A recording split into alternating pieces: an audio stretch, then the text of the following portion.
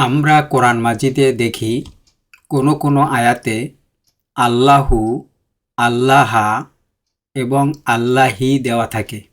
আমরা আজ জানব আল্লাহর নাম এভাবে ব্যবহারের কারণ।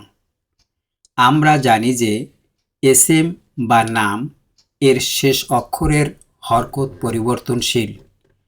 হরকত কি? জের, জবর ও পেশকে হরকত বলে।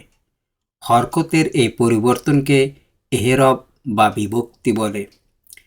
এসেমগুলোর শেষাক্ষরের হরকত পরিবর্তনশীল। শেষের বর্ণটি কখনো পেশ, কখনো জবর, আবার কখনো জের বিশিষ্ট হয়। যেমন কোরআন থেকে কয়েকটি বাক্য লক্ষ্য করি। আল্লাহু শব্দের অর্থ আল্লাহ, এটা কর্তৃবাচক। আরবিতে মারফু, যে কাজটি করে তাকে কর্তৃবাচক বলে। শূন্য বা অবিভক্তি। সূরা আত-তাহা আয়াত নাম্বার 14, ইন্নানি আনাল্লাহু, নিশ্চয়ই আমি আল্লাহ। এখানে আল্লাহর শেষ অক্ষরের উপরে পেশ দেওয়া হয়েছে। লা ইলাহা ইল্লা আনা, আমি ছাড়া কোনো উপাস্য নেই। ফা'বুদনি, সুতরাং তোমরা আমারই ইবাদত করো। দ্বিতীয়ত, আল্লাহা শব্দের শেষে জবর দেওয়া হয়েছে। যখন এসএমের শেষে জবর দেওয়া থাকবে তখন সেটা কে হয়, কে বিভক্তি। যেমন এখানে আল্লাহা অর্থাৎ আল্লাহ কে কর্মবাচক, যার উপর কাজটি গিয়ে পড়ে তাকে কর্মবাচক বা দ্বিতীয় বা কে বিভক্তি বলে। 72 নম্বর অনুচ্ছেদ আল জিন আয়াত নাম্বার 23, ওয়ামাই ইয়াদিল্লাহা ওয়া রাসূলাহু ফাইন্না লাহু নারা জাহান্নাম খালিদিনা ফিহা আবাদা, যারা আল্লাহকে ও তার রাসূলকে অমান্য করে তাদের জন্য রয়েছে জাহান্নামের আগুন, যেখানে তারা চিরস্থায়ী হবে। আল্লাহি অর্থ আল্লাহর, এটি সম্বন্ধসূচক বাক্য। আরবিতে মাজরুর বলে। যাকে সম্বোধন করে বলা হয় তাকে সম্বন্ধসূচক বাক্য বলে। ষষ্ঠ বা র বিভক্তি। উদাহরণ সূরা আসর আয়াত নাম্বার 1, ইজা জাআ নাসরুল্লাহি ওয়াল ফাত, যখন আসবে আল্লাহর বিজয় ও সাহায্য।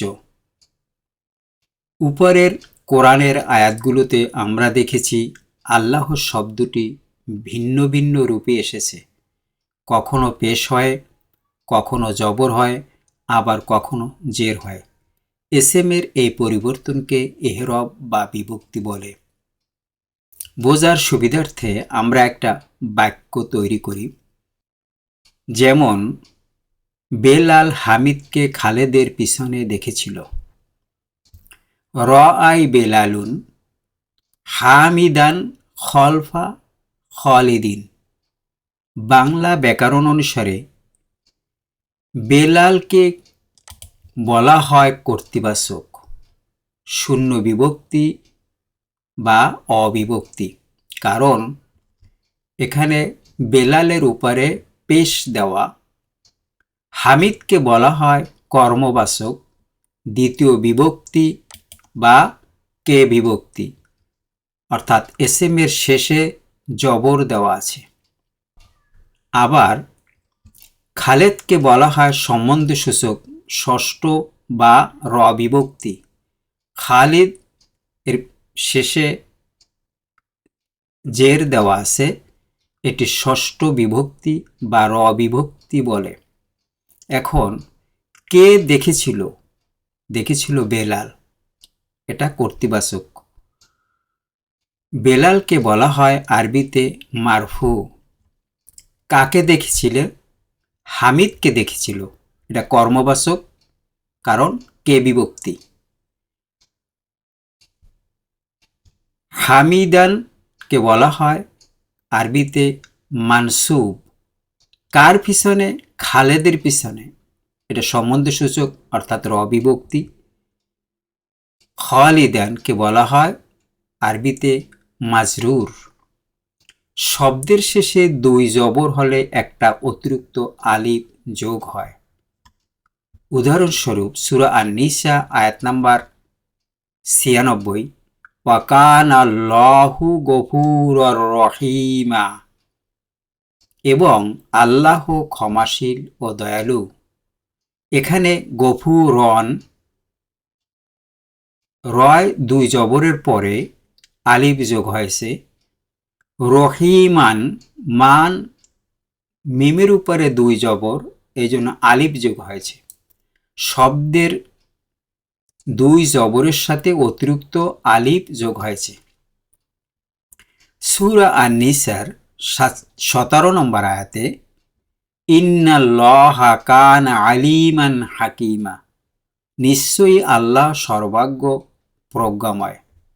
এখানে হাকিমান, আলিমান শব্দে দুই জবরের সাথে অতিরিক্ত আলিফ যোগ হয়েছে। তবে শেষে হামজা এর পূর্বে আলিফ থাকলে তা এর ক্ষেত্রে হবে না। খুলিকা মিম্মা দাফিক, তাকে সৃষ্টি করা হয়েছে সবেগে সংকুলিত পানি থেকে। সূরা আল ইমরান আয়াত নাম্বার ৮, রব্বানা লা তুজিগ কুলুবানা বা'দা ইজ হাদাইতানা ওয়া হাব লানা মিন লাদুনকা রাহমা, হে আমাদের রব, আমাদেরকে পথ প্রদর্শনের পর আমাদের অন্তরসমূহকে বক্র করবেন না, এবং আমাদেরকে আপনার নিকট হতে করুণা প্রদান করুন।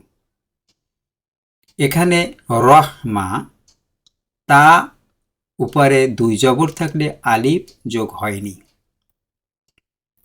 এখন মারফু, মানসুব, মাজরুর, কর্তৃবাচক, কর্মবাচক, সম্বন্ধসূচক বাক্যকে আবার তিনভাবে ব্যবহৃত হয় বাক্যতে।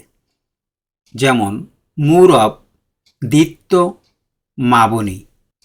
মুরব মারফু, মানসুব, মাজরুর, কর্তৃবাচক, কর্মবাচক, সম্বন্ধসূচক বাচক, উভয় ক্ষেত্রেই এসএমের হরকতের পরিবর্তন হয়েছে। যেমন বেলালুন মারফু, বেলালান মানসুব, বেলালিন মাজরুর।